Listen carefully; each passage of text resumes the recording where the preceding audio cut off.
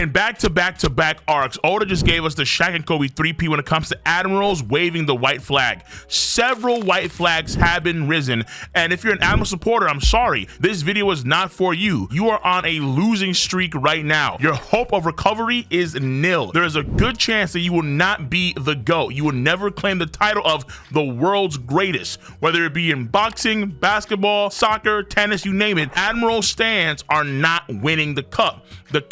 The Mount Rushmore. People in the top 5 are going to be the top end pirates of the world or other forces. No admiral will be on the Mount Rushmore. Oda has proven that time and time and time again over the last 3 arcs. Wano Country 1, Egg Island 2, and now on Elbaf 3. And it's not looking good. It's unfortunate, but we have to come to terms here.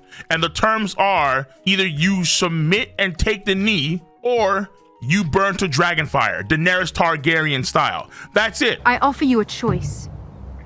Bend the knee and join me. And the Dragonfire is the flames of the Emperors of the Sea and the top end pirates of the One Piece world. The Admirals do not have the sauce to deliver. And as of late, it was particularly very brutal and juicy because Rox DZ Beck didn't just beat an Admiral 56 years ago, he killed one.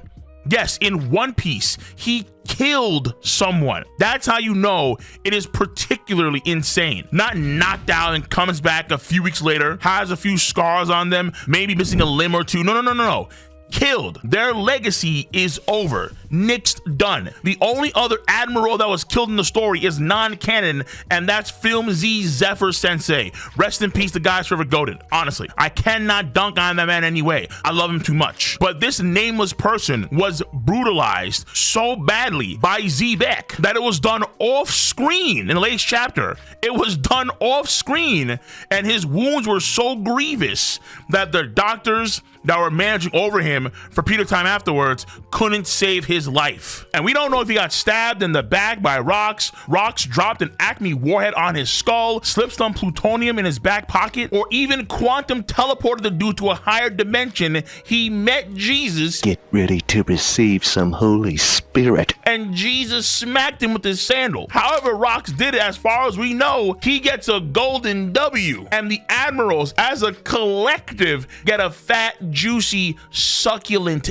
L. And as a pirate stan, as a Yonko fanboy, it's like waving a big ass pork chop from a pit bull. You know I'm licking my lips and I'm pouncing on this opportunity. Yes, I am. You can tell me sit, stay, don't be rash, but I'm still gonna pounce. And Oda already left us a mound of steaks and kibbles and bits from the previous arcs stamped all over with Admiral surrender. Oda's showing you a clear trend here. Come the end of the series of One Piece, the Admirals, though they are strong and can be very good characters, make no mistake, I am not saying that the Admirals are weak, nor am I saying that they aren't cool, because they are pretty damn cool characters.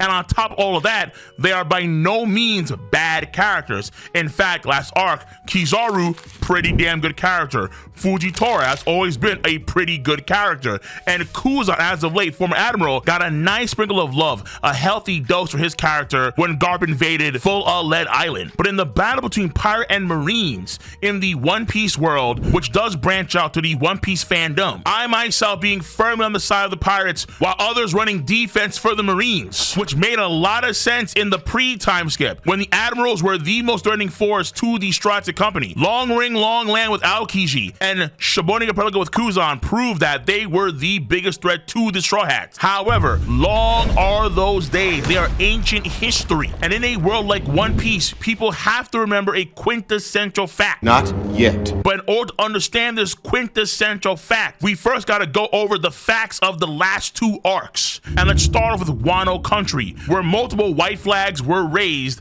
by the Admiral camp, particularly one on each hand of the man named Green Bull. The first white flag that he waved was when he admitted carte blanche that he would not come to Wano Country if he knew that Kaido was still around, meaning that Kaido, being the primary apex deterrent for any outside force to invade Wano Country that include even the Admirals. He didn't want to deal with the Thunder Bagua or the Ragnaraku or the thieving drunk dragon, let alone the Death Destroyer Thunder Bagua or the Flame Drum Dragon. He didn't want none of that Azure Dragon smoke. After that, in comes the God King, Shanks himself, from miles, dozens of miles away, not even in the country's borders, makes a Wi-Fi phone call straight to Green Bull's cell. And homeboy was so shook, he was peeping out the window, sweating buckets. Turned off all the kitchen lights and put on a safety vest. That's how he was moving when Shanks gave him that phone call. This weirdo loved being racist against the folks of Wano Country, but then when Shanks pinged his pager, he was quick to copy hands up, don't shoot. 2 distinct white flags were raised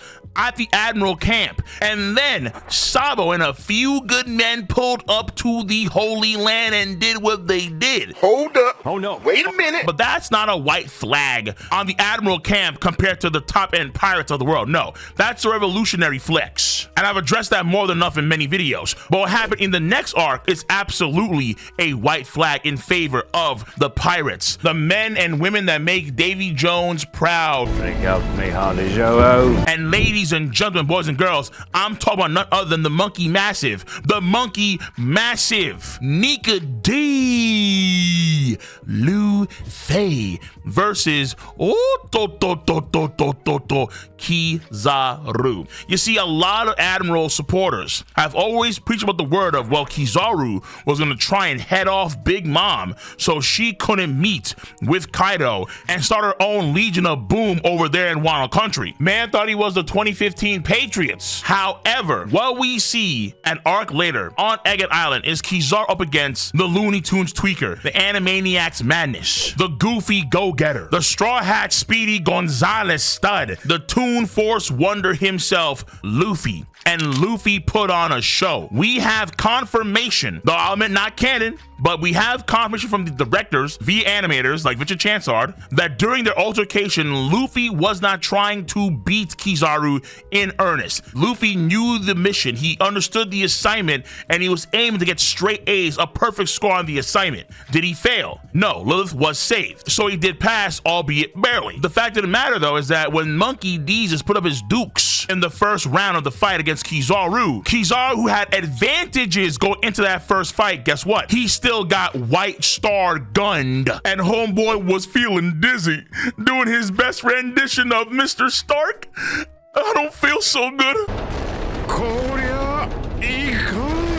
And homeboy is out for an entire quarter of the game, or at least so we thought. And we could be generous here and admit that the SBS where Oda reveals that someone had brought Luffy food, possibly at the speed of light, so Monkey Deezus could get back on his feet. That is a minor W in the Sea of L's in the Admiral camp against the pirate camp, because Kizaru, with his unclear justice, hesitant about taking out his boy Dr. Vegapunk, was probably hoping that Monkey Deezus could save Vegapunk from the wrath of the elders. And if we be generous, that hesitancy brings into question some elements of the first round of the fight against Luffy and in favor of Kizaru. But everything changes when the Fire Nation attacks, and everything changes when J. Garcia Saturn gores a hole right through Vegapunk. And so Kizaru ultimately has to join in and actually finish the job that Jay started. And even though he gave the Monkey Massive Nika D a free Uber Eats delivery with Speed of Light Express shipping, unfortunately for Kizaru, Luffy doesn't tip. Round 2, fight. Luffy came in with the whole island bumping, so much energy that the whole island was twerking. Even the water in the surrounding area was twerking to Luffy and the rhythm of the Nika. And what made it all the more sexy was the fact that it wasn't just Luffy versus Kizaru, where Kizaru had to commit to the kill, but also he had to do it against St. J. Garcia at the same time as well. And what happens to Kizaru after Luffy Matrix dodges his laser light beams? Thought that he was Kal-El or Darkseid, but what's the point of all these fancy eye beams if you're dealing with the man that operates in the same vein as Bugs Bunny and Daffy Duck? Get ready. Kizaru got turned into a pizza pie, got flung across the entire pizzeria, and landed on his back saying, "Mamma mia!" cooked. And that was the fable of Kizaru on Egghead Island. If Kizaru was moving like that in a 1v2 against Luffy, ain't no way in hell Kizaru's taking on the big bitch herself, the queen of One Piece, in a 1v1 fight, who's still stronger than Luffy right now. So make no mistake, before Wano Country, he was not gonna shut down the Legion of Boom. The idea is pretty simple. Lads and ladies, the Admiral agenda is effectively over when it comes to the Mount Rushmore game. When it comes to the top 5 game, the Admirals are not allowed in this realm. This is the realm of the true top tiers, and it's not to say the Admirals are weak. No, because even though Luffy is Himothy, if Kizaru ran into the rest of the Straw Hats in 1v1s against Zoro or Sanji or Jinbei or Robin or Brook, Nami, Frankie, Chopper, Usopp, it's over. They're done. But Monkey Massive Nika D is someone that's vying for GOAT status, not MVP status like Kizaru is, GOAT status, which makes all the more sense, because at the end of the damn day, the final crux of the matter, what I was alluding to before, at the end of the day, One Piece is a show predominantly about pirates first and foremost. It is pirates that shape the current era of the world. It is pirates that run the most dangerous part of their world, where you can find the pathway to the One Piece treasure that will reshape the very world itself. Whether it be the Marines, whether it be the world government, none of these forces have been able to control the new world. And even though we pay our respects to the Admirals, because their time in the sunshine was glorious, when they were the kingpins of their cities, of their states, they were truly forces to behold. But now we're talking about nationwide. Nationwide is on pirate side. Now we're talking about global endeavors. And when you're talking about games that large, it is the Luffy and the Blackbeards. It's the Big Moms, the Kaidos, the Shankses. It is the Whitebeards, the Rogers, the Rocks, DZ Becks. They are the ones that will be on the Mount Rushmore at the end of the damn day, not the Admirals. This agenda, at least on paper, because you know how it works actually. Obviously, people be like, oh my God, but KingOfLightning. Nah, fair enough, fine. That's part of the game. But this agenda is effectively over. Let's go home! Let's go home, ladies and gentlemen! Let's go home! And I look forward to the day when we do see a future potential Zoro versus Fujitora, Sanji versus Kizaru, because those are going to be the future walls for the Admirals in the future. Make no mistake. But that is my stance on the matter at hand. If you enjoy your boys' video content, give it a thumbs up, subscribe to the channel, and click on that bell to join the notification squad. I'ma catch you guys and gals on the flip side. See you. Bye-bye.